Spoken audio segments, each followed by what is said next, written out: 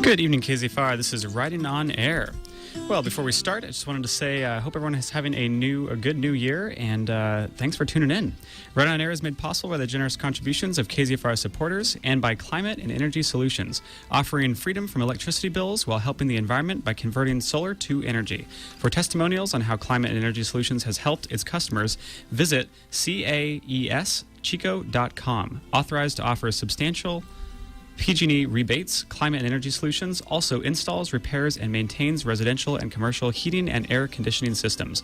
For information on eliminating your electricity bills, call Climate and Energy Solutions at 891-6787.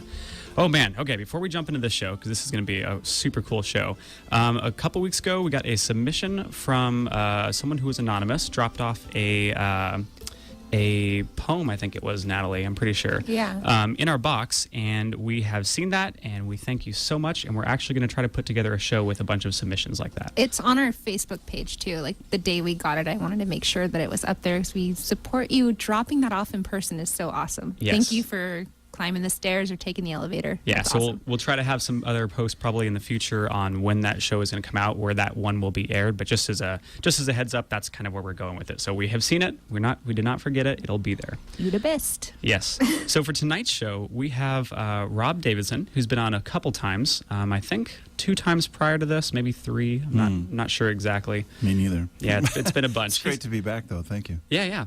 And we've talked pretty extensively on his last book, which that was featured on here, which was Spectators, a flash fiction piece, I believe. You've been nominated for a Pulitzer Prize. Yeah. You have gotten, oh man, you've written so much stuff. I know this is your 3rd or 4th book. 5th. 5th book. Wow. Okay. I've been not keeping track. Okay, it's your 5th book. Wow. We need to have a show for each book. We should just schedule the next couple months out. Some of them are pretty old. We'll just hand the show over to you. Yeah. Man. And I wanted to see some other things here. I was looking at your bio beforehand, because there's always it's neat getting people in here who have a track record of writing where it's this is substantial. This is really cool. So you've written The Farther Shore in 2012, Field Observations 2001. I like this one, Monograph, The Master and the Dean, The Literary Criticism of Henry James and William Dean Howells, 2005. You have been around the block a few times. Yeah, thanks. Yeah, a lot of different kinds of books, one piece of scholarship and 4 books of fiction. I think I've recovered from scholarship, and I'm pretty much just writing fiction now, because that's where my heart and passion lie. Man, well, I think we got some pretty hefty pieces here. So why don't we give us some synopsis of the next couple ones? Okay, yeah. So the new book is called What Some Would Call Lies. It's 2 novellas, and it was really fun to write these. This is a form. There are people who write and publish the novella. Jim Harrison quickly comes to mind. I'm a big fan of Catherine Ann Porter's novellas, although she called them short novels. But it's, as far as literary fiction goes, it's kind of a less frequently written and published form. So I'm kind of restless. I've written 2 books of sort of traditional length stories. I wrote a book of flash fictions. I'm looking for new challenges, and one of the ways I challenge myself is with this form. So I wrote these novellas. So the first novella is called Shoplifting, or How Dialectical Materialism Can Change Your Life. And it's about a young mother and wife named Monica. She's living in a fictionalized Chico area near here, a little outside of town. And the title, Shoplifting, points to one of the things I'm playing around with, this idea of theft.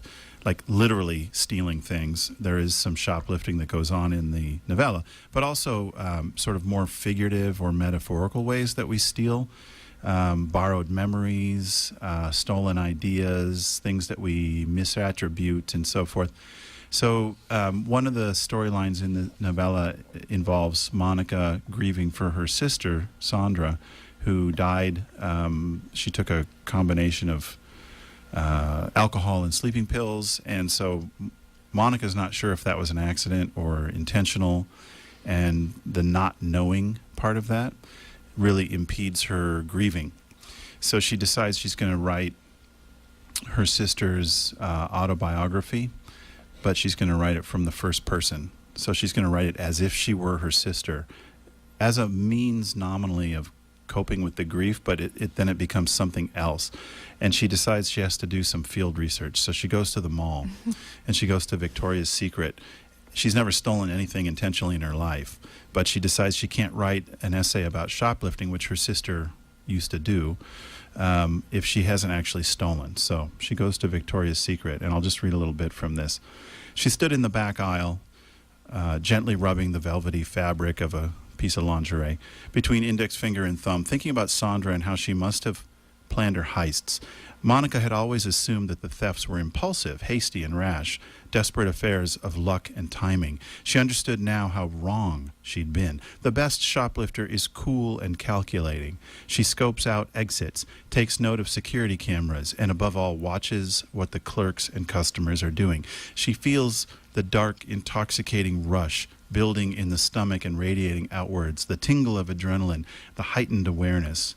A predator studying its prey, locked in and alive, totally in the moment. It's better than any drug, better than the dexedrine she's been filching out of her mother's cabinet, better than the cigarettes she's been choking on behind the high school gymnasium. It is a secret, a bad decision, a small, dark wound. Reaching down, Monica stuffed the underwear deep in the pocket of Jacob's diaper bag. That's her son. Even then she was anything but hasty. She walked slowly through the store, still browsing. She coolly made her way out of the door, through the upright scanner, the thing that would have blurted and beeped and buzzed if it had detected a thief exiting the store. Walking for her car, Monica felt a secret rush of adrenaline begin to ebb. She told herself it was wrong and exciting, perverted and glorious, that she was glad she'd done it and disgusted with herself all at once, just as Sandra might have been. Just as she had felt after lying to her mother about her abortion. Every woman has her secret inner life, her dark inner chamber of errors, mistakes, regrets. Maybe being a writer is just finding a way to use all that stuff productively. So I'll stop there.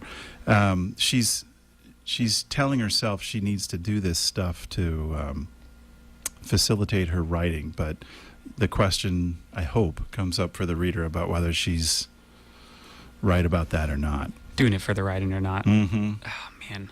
I had a thought earlier this year on empathy and how to broaden that, and how I think that it'll be something that is a very connecting factor for our species is deep levels of empathy and knowing how other people react. Mm-hmm. So when I first read this piece of watching someone try to actually be as empathetic as possible, become that person, I was like, this is beautiful. I want to read more of this. Thanks. Well, there's a fine line between, I accept your argument about empathy I don't think it was and compassion generally in writers, but writers are also intensely selfish. And they'll do things, simply because, they need or want the experience. And, for example, I'm a terrific eavesdropper. Yeah. I'm just always spying on people and writing down quotes in my little notebook. And, and sometimes that stuff works its way into a story because you're, my philosophy is you should be, as Henry James said, as a writer, you should be one of the people on whom nothing is lost. Very interesting. The world is full of interesting people with interesting stories. So as a writer, part of your job is to just borrow that stuff. Yeah, you don't necessarily have to live it out. No. I mean, that argument about write what you know is, in my opinion, is only partly true. If you take it literally, like, you have to climb, Kilimanjaro to write the snows of Kilimanjaro. No, you don't.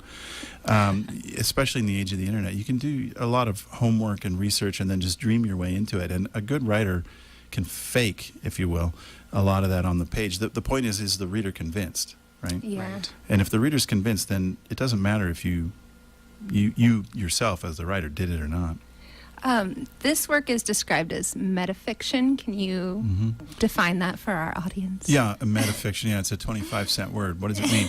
It's fiction that takes the writing of fiction as its subject matter. So narrative becomes part of what shoplifting is about. Actually, it's one of the themes that kind of joins, in my mind, both of the novellas. Both of the novellas, to some extent, are about how and why we write stories. So for Monica, she's a person who took a a leave of absence from her MFA in creative writing when her sister died. So she thinks of herself as a writer who's kind of been stalled or, frozen or something. And so she's also, one of the things she's doing with this writing project is just trying to get back in the groove. She needs to move past a lot of things. And so the novella takes that process of writing and revision and drafting and changing things. What a writer knows, the secret history of any finished piece of writing is all the, millions of drafts you had to go through to get the finished product. Somebody reads it and goes, oh, how'd you do that? And it's just blood, sweat, and tears, baby. Time in the seat. And so that becomes part of what this is about, because she realizes she's not getting it right. And so she has to do various things to try to make it work on the page, which ultimately is all you're doing as a writer. Yeah, I thought it was pretty interesting. The idea of her being this mother and stalled in her life, and then maybe shoplifting coming into the picture and taking on her sister's personality as a way to kind of kick her own personal life into gear. Yeah. And not maybe, it's like I had all these ideas because I haven't read it yet. I stress. But I was like, wow, maybe she's this bored housewife and she just really needs a thrill. And yeah, she can write about it, but really what she wants to do is steal. Yeah. That was brilliant. Steal or in a way, she's trying to reinvent herself. So maybe I'll just read a few lines from a little earlier in the novella, because it is a book, obviously, with a woman as a protagonist. The challenge was to, as a male writer, to kind of inhabit that space and hopefully convince all readers of its authenticity. I'll let you know how you did. Yeah. Just kidding. No, the women always do. It's okay. That's what happens. So here's a section Monica's remembering when she first came home from the hospital with her son Jacob, and after all the nurses are gone, her husband's gone, she's simply alone with this child for the very first time in her life. Wow. Her husband left her there in the rocking chair alone in the darkened living room. He hadn't asked about Jacob. He hadn't asked her how her day had been. Monica took a deep breath and held it. The husband, was tired and frustrated. She knew that, but so was she. Why did his frustration rate higher than hers? Why did his concerns about a job, about advancing himself professionally, trump hers? Monica didn't rate. Jeff would never come out and say it. He might not even have the brain wiring to think it, but that was what it amounted to. She didn't rate. His suffering and frustration, his struggle and guilt over what he had to give up, trumped hers. Well, this was an old story, wasn't it? Right out of the middle 20th century playbook with its post-war Neanderthals and cocktail-sodden cave parties. Man on top, woman at his feet. Ugh, bring me stick. It wasn't that she resented being a stay-at-home mom. Spending time with Jacob was wonderful. It felt vital and essential, the right thing to do. It made her feel like a good mother. But what about the other side of it? If you make that quote-unquote choice, you aren't supposed to complain that what you give up is your free time, your job or career, certain circles of friends, those who you gradually realize have no tolerance for children, especially yours after you spit up on the leather sofa. You give up sleep. You give up lazy afternoons in a cafe, reading the paper or a novel. You give up sex with your husband, or at least you give up the frequency and spontaneity of the sex. You certainly can't do it just anywhere in the house at any time of day like you might have once done. Hell, you'll be lucky to do it in the dark under the covers without waking you-know-who, that funny little satellite with a sixth sense for whenever daddy touches mommy. All the boys think they own the rights to mommy's body. All the boys have needs, and they depend on you, the body that is you, to satisfy them. And as a mother, a wife, you must give. Well, actually, that wasn't the section I was thinking about, but it's a different section. No, I love that you... Okay, I just want to say that this is a very real fear that I have been thinking about since childhood, which is probably not normal. But I always thought, the scary part isn't the birth. It's when you bring the baby home. Mm-hmm. And as a woman, you just hit that on the head, being alone in the dark with it. Ugh. It's just the changes. Scary. Yeah, thank you. I'm glad that always is good for me to hear that I maybe... struck the bell. At least for me. Yeah, thanks. Neurotic and crazy. It makes sense. Yeah. Well, I mean, the one thing I do know is parenting, right? Having had 2 kids, right? It just upends your life. You know, Yeah. there's no way around it. It's a revolution of the mind, the body, the soul, the spirit, as it should be. And that is both exciting and liberating and fun, but also at times terrifying and mind-numbing. And for some people, it's overwhelming. You know, Yeah. parenting is not, it's not a given. It doesn't always work, right? For sure. Yeah. So anyway, that's one of the novellas. The other novella is called Infidels, and maybe if we could talk about that a little bit. That's like a coming of age story. It's a narrator named Jackie Rose. He's the narrator is an adult who's looking back, so it's a deeply reflective, kind of almost memoiristic piece. But he's remembering when he was in 6th grade and 12 or so, and a time in his life when his parents were splitting up and he was kind of discovering girls for the first time and various other things. And so it's set in my hometown of Duluth, Minnesota. So in some ways it's really different from Shoplifting, but in other ways, like I said, it's also about memory, and it's about trauma, and it's about how, as an adult, for Jackie, you know, how do you make meaning if these things that took place, you know, many years ago in your life that you still kind of carry around, that you haven't quite come to terms with, you know, you're almost like you're compelled to go back to these narratives, back to these events, and to try again to make a story, really. That's what he's trying to do in Infidels. He's trying to compose. He's taking fragments of things he remembers, and he's trying to see if he can piece them together in a way that makes meaning. So that's kind of the gist of what that. As we all are. Yeah, right. I mean, these are, you know, deeply realistic, character-driven pieces. You know, a certain kind of realism that is going to be familiar. Readers who maybe, you know, like writers like Richard Ford, for example, they're going to be like, oh, that he's writing about, you know, the same kind of thing that a writer like Richard Ford is writing about, which is true because he's a writer who's had a lot of inspiration and influence on me, among others. Yeah, among many others. Mm-hmm. Man, Were you Okay. going to read a passage from it? Yeah. Let's see here. I've got a couple picked out. So it's also, part of it is about nostalgia. Well, can you explain the title first? Infidels? Oh, infidels. Yeah. Well, so, you know, the idea of an infidel is somebody who's judged by, you know, let's say there's an ideology like a religion, right? Uh-huh. A Christian would consider anybody who believes, you know, anything other than what they believe to be an infidel, Yeah. right? So it's this idea of being orthodox or not orthodox, a believer or a non-believer, and, you know, depending on your philosophy or your religion or whatever, the infidels are cursed, right? So I'm using it metaphorically. Religion is not a part of this at all.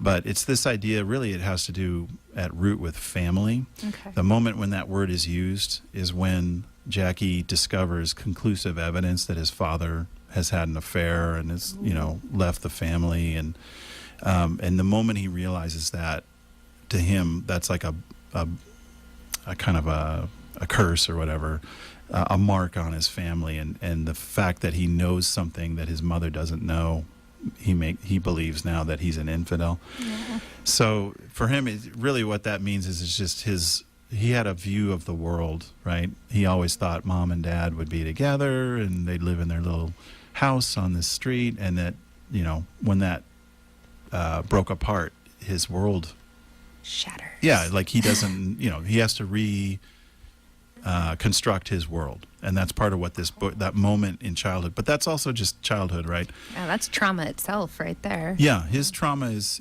definitely more emotional. It's based on the disintegration of his family. His father leaves and doesn't come back. So, yeah, that's part of what this novella is about. So maybe I'll read a section. He's kind of leaning towards his mother. His father's distant and can't really relate to him, but his mother is also going through changes. Like, as her husband is leaving the family, she goes to school, starts taking classes. She's trying to reinvent herself in her own way.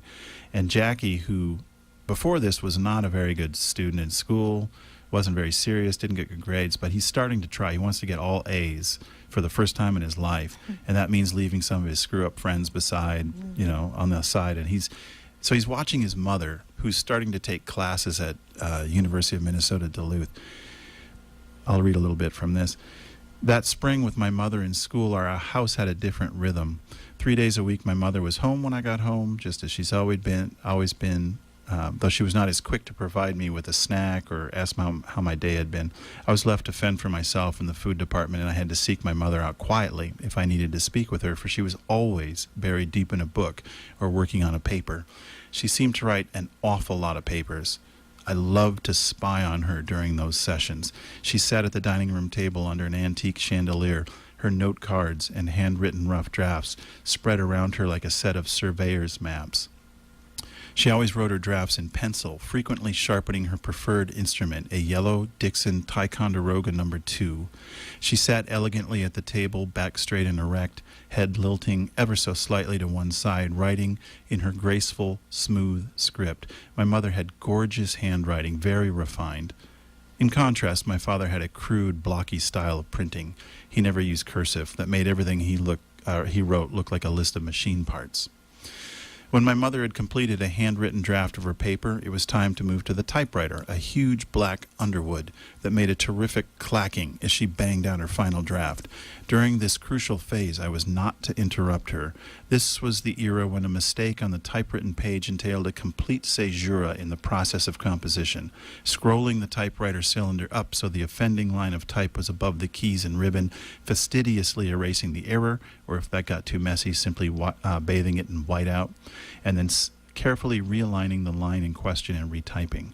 My mother had an absolute perfectionist attitude with these papers, taking great pride not only in writing them but in presenting clean, error-free work. Top-shelf stuff, she liked to call it.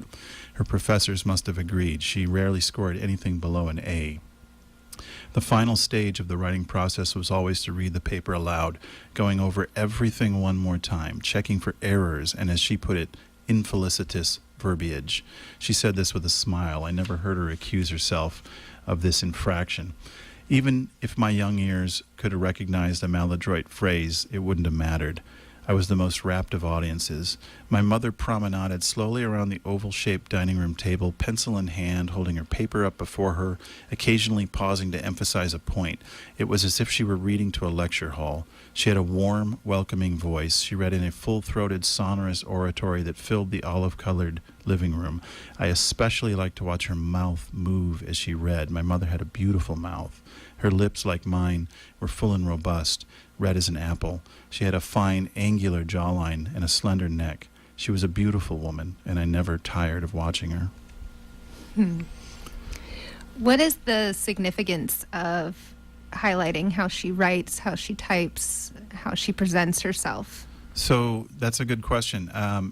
As I understand it, Jackie, looking back, he's realizing at the time he couldn't have understood this, but his mother is using her education as a way to redefine herself, and writing. She was really good. She's an English major. So she's writing a lot of papers, reading a lot of books, and writing. The actual physical process of writing becomes the process by which she finds out that she can be someone other than who she thought she was.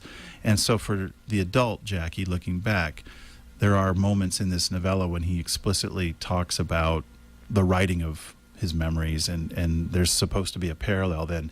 He remembers his mother as being really talented and writing these beautiful, smooth, well-written papers, and of course that's what he's aspiring to do. He's trying to take these, jagged bits of memory, painful bits of memory, and make them into something beautiful, something that doesn't hurt, something that he can live with. And so in my mind, that passage, and in addition to just being a son who's fond of his mother, it's also an appreciation of somebody who paved the way for him by becoming something through her writing. That's what I hope a reader will connect that sequence to other parts if you read it.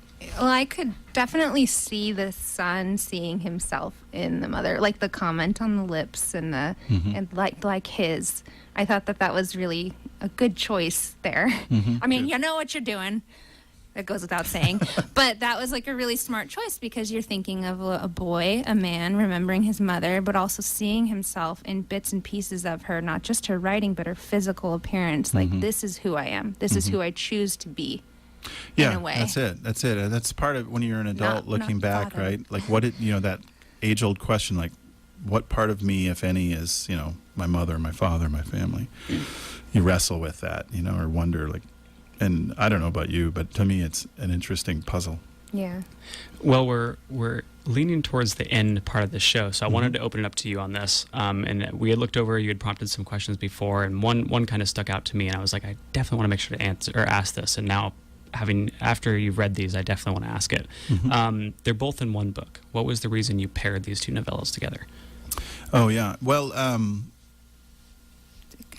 they're both, of course, in the same form, but also I do think there are some shared themes, like I've mentioned, the memory and the reconstitution of the self and the trauma and so forth. So they seem to me to pair well. You don't want them to be too one-to-one, like a repetition of one being seen in the other. But hopefully I would like to think that, somebody who reads them both will realize that there is a kind of correspondence of a sort between them. So they seem to pair well. And they're as far as novellas go, they're a little on the long side. So when I put them together, originally I wanted to do 3 novellas, but the third novella wasn't behaving itself.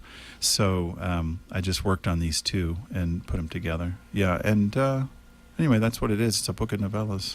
Yeah, wonderful. Anything else to say, Natalie? Oh, just like I saw a lot of connections between just the bits and pieces that you read, the 2 stories, like finding yourself and your family, making peace with pieces of what your memories are, and just the idea of addressing trauma in a different way. And the first story, really, I love the dialectical materialism. Can you explain that a little? Sure. I mean, it's kind of a pun, really. I mean, it's textbook Marxism, right? The idea that historical and political events are rooted in class conflict and so on. But what I'm doing with this idea is playing with the idea of, what is shoplifting? Like, you're literally stealing stuff. The United States is probably the most materialistic culture in the history of the world, right? We kind of define ourselves by our things, the cars we drive, the clothes we wear, the music we curate on our Spotify list. We think that, like, actually says something about us, and it does in a way, but in another sense it doesn't, And so part of this novella is, just sort of testing that, like the things you own or don't own, the things you steal. What does it even mean to own a thing?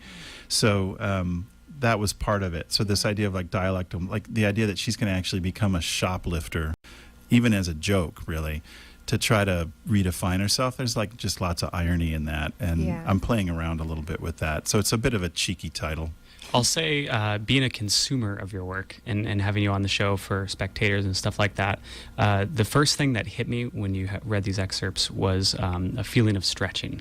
So like you've said, I've done these things, I've enjoyed them, I want to try something else. And you mentioned that at the beginning too, and it's cool seeing someone who is writing comfortably and keeps producing very good works branch out and open up. Yeah, thanks. I'm definitely don't want to just sort of repeat myself as a writer. I want to challenge myself. And one way you can do that is with form. If you've written this type of fiction, try a different form, but hopefully other ways too. I'm trying to push myself in terms of themes and aesthetics and dismantle whatever it is I think I know. Well, where could we find this book? It is available. Indiebound.org is a good place to buy it online, or Amazon. Locally, if you're in Chico, you can get it at the bookstore. You can get it on campus at Chico State, and hopefully I'll have it at Blackbird before too long. So yeah, if anybody's interested, please do pick it up. And if you see me walking around, I'll sign it for you. I was going to say, if you see him approach, super friendly. Spread the word. Yes, indiebound.com. Man, well, we're winding up, I should say. We have been winding up. And I'm always kind of at a loss of what to say at the end of these, because these are such cool shows. It's been an honor having you on here. Yeah, thank you. Really refined work that you have put in the hours to to develop and give Yeah. us. Thanks, Kevin. Thanks, Natalie. It's a great pleasure to be on. I'm so glad. I'm a huge fan, supporter, board member of KZFR. So I love community radio, and to me, this is what it's all about. Like a show about writing and sharing words on the air, and just kind of promoting the literary arts. Thumbs up to you guys for having this show. I really appreciate it. Thanks for having me on. Well, thanks for this show, Rob. Thank you. And I guess without further ado, we'll kind of swing into the underwriting and have a good night. This has been Write It On Air at KZFR, and thank you all for tuning in. And if you have submissions and would like to be part of the show, as Rob just was, you can do so at write.onair@gmail.com. And Write It On Air is made possible by the generous contributions of KZFR supporters and by Harrison Daily Wright Accountancy Corporation in Chico. Harrison Daily Wright, specializing in accounting and bookkeeping services, auditing, tax preparation, planning, and management support services for nonprofit organizations, and more. To reach Harrison Daily Wright, call 895-1209. Have a good night, everyone.